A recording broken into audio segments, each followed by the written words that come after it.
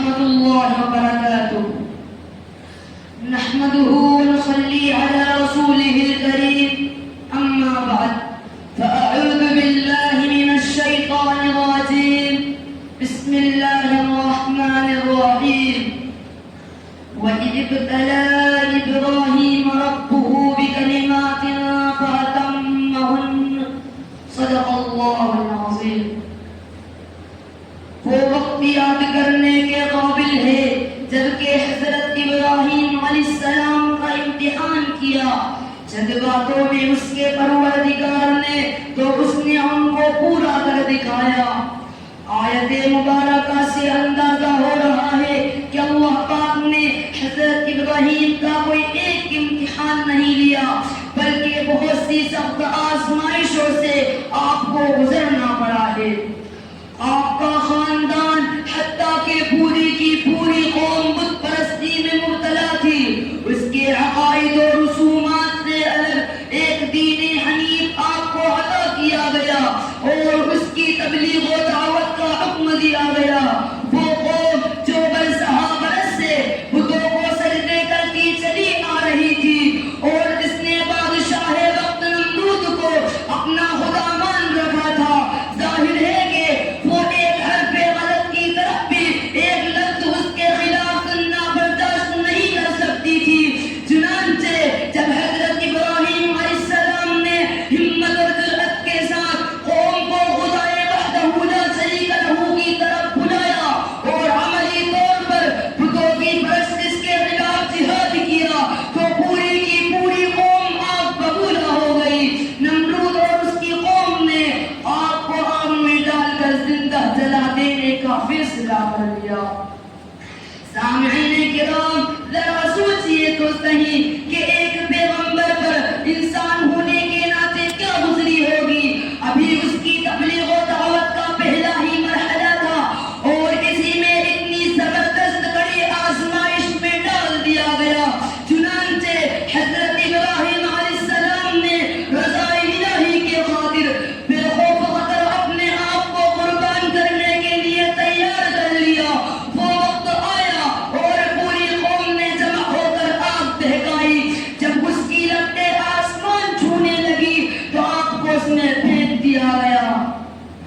بالخطر کود پڑا آتش نمرود میں عشق، بالخطر کود پڑا آتش نمرود میں عشق. عقل ہے محو تماشے لبے دام، ابھی عقل ابھی تک محو حیرت ہے کہ حضرت ابراہیم علیہ السلام یہ سب کیسے کر بیٹھے. باری تعالیٰ نے بھی جب اپنے خلیل کو امتحان میں کامیاب پایا تو حکم دیا، قلنا یا نار کونی بردا وسلاما علی ابراہیم. ہم نے کہا کہ اے آگ تو ابراہیم پر ٹھنڈی اور سلامتی والی ہو جا. چنانچہ اللہ کا حکم ملنا تھا کہ آگ ٹھنڈی ہو گئی اور حضرت ابراہیم علیہ السلام بعافیت باہر آ گئے. لیکن ابھی پروردگار عالم کو کچھ اور ہی منظور تھا. حکم ملا، اے ابراہیم اپنی بیوی اور بچے کو لے کر کوچ کر جاؤ اپنے وطن سے. چنانچہ حضرت ابراہیم علیہ السلام ماہل و عیال کے چل دیے اور چلتے چلتے ایک چٹیل بیابان، گرم ریگستان اور بے آب و گیاہ جنگل آ جاتا ہے. حفیظ جالندھری نے کیا خوب نقش کھینچا ہے. وہ صحرا جس کا سینہ آتشی کرنوں کی بستی ہے، وہ صحرا جس کا سینہ آتشی کرنوں کی بستی ہے، وہ مٹی جو سدا پانی کی صورت کو ترستی ہے، وہ صحرا جس کی وسعت دیکھنے سے ہول آتا ہے، وہ صحرا جس کی وسعت دیکھنے سے ہول آتا ہے، وہ نقشہ جس کی صورت سے فلک بھی کانپ جاتا ہے. بالآخر جہاں چرند نہ پرند نہ مکان نہ آبادی، ایسی سنسان جگہ پر حضرت ابراہیم علیہ السلام کو اتار دیا گیا اور امتحان اسی پر ختم نہیں ہوا بلکہ حکم ملا کہ بیوی اور بچے کو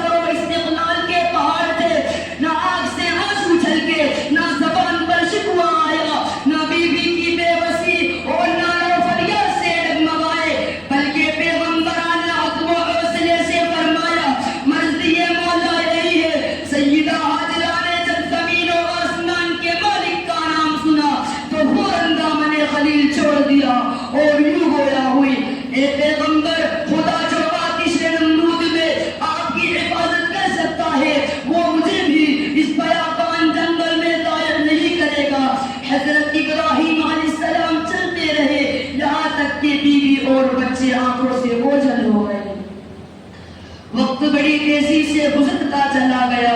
رہ کر بیوی اور بچے کا خیال آتا تھا.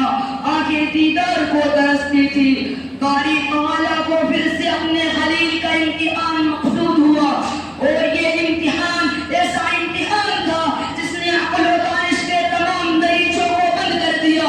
انسانیت کے ہوش و حواس اس وقت باختہ ہو جاتے ہیں جب حضرت ابراہیم علیہ السلام کے اس امتحان کا منظرنامہ پیش کیا جاتا ہے. وہ الفاظ نہیں ملتے جن سے قلبی جذبات کا پوری طرح اظہار کیا جا سکے.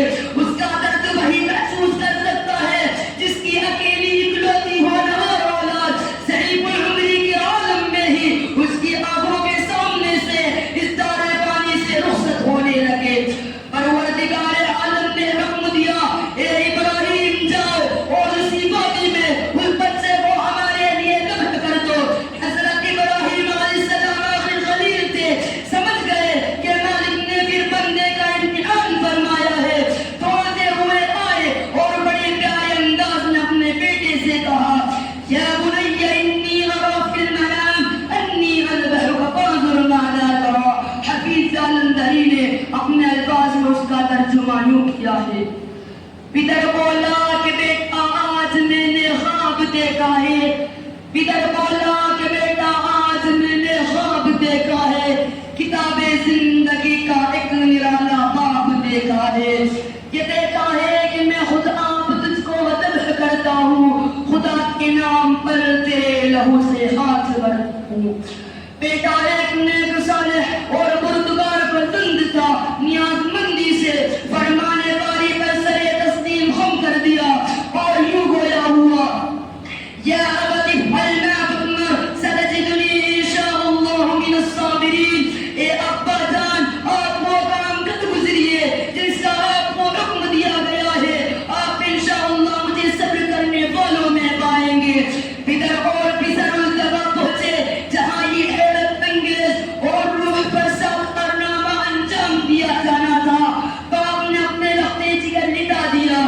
یہ منظر شاید کائنات عالم نے پہلی بار دیکھا تھا، اس لیے سارا عالم محو حیرت تھا. زمین سہمی پڑی تھی، آسماں ساکن تھا بیچارہ. زمین سہمی پڑی تھی، آسماں ساکن تھا بیچارہ. نہ اس سے پیش تر دیکھا نہ حیرت کا نظارہ. زمین کا ذرہ ذرہ اس منظر سے لرزا بر اندام تھا. فرشتے انگشت بدندہ تھے، ستاروں نے حیرت سے آنکھیں موند لی تھی.